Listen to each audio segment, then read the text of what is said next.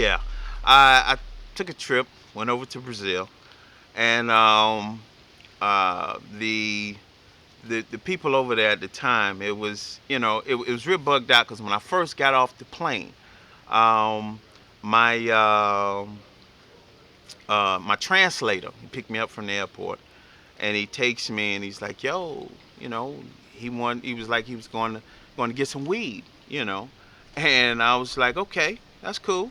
So we went to the hood, and we roll up in the hood, and I'm sitting in the car waiting on him to come back, and this little dusty road, I mean, and this little kid, he had on no shirt, uh, some short pants, no shoes, and he's just coming out in the street. And I'm sitting in the car, and this kid, he's a digga digga digga ADE, a digga digga digga digga ADE, a digga digga digga digga ADE, and I'm like, it was so bugged out because and it's like, I would tell, it was just wild, because I'm gonna tell the kid, I'm like, well, what you talking, but what do you say, and what I further found out is they took my name.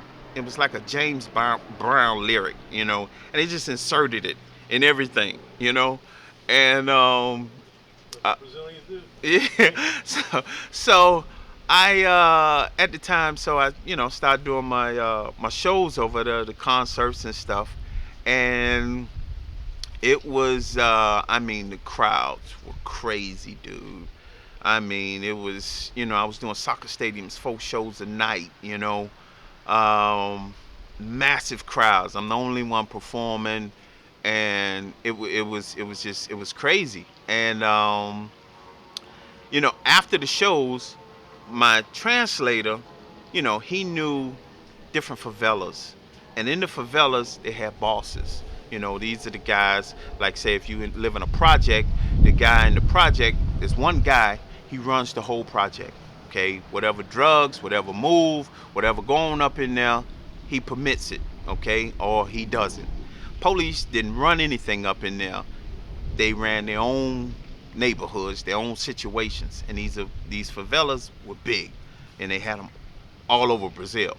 But so my translator, he was taking me to different favelas because it was like he was going to introduce me to the different bosses or owners of those neighborhoods, and I would go into the neighborhoods, and the cats, they would have the Uzis or the M16s or whatever, the AKs, assault weapons, strictly assault weapons.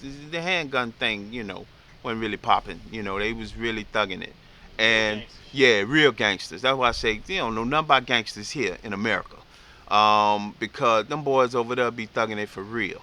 And no shirt on. They done painted the guns silver or gold. You know, legits. You got little kids. Just smoking Those are and the ones with the yeah, they were the handguns. ones with the handguns. I mean, it's just there are no limits here, and the so as I would go and go up the mountains, because you have to go up the mountain because the head guy, he'd be on top of the mountain. And I remember, sitting talking to this one guy, and he knew a little English, and he's strapped with his, M16 around his chest, you know what I'm saying? And he talking to me, and he, just, because it was um, like if Jay Z or somebody coming to the hood just hanging out.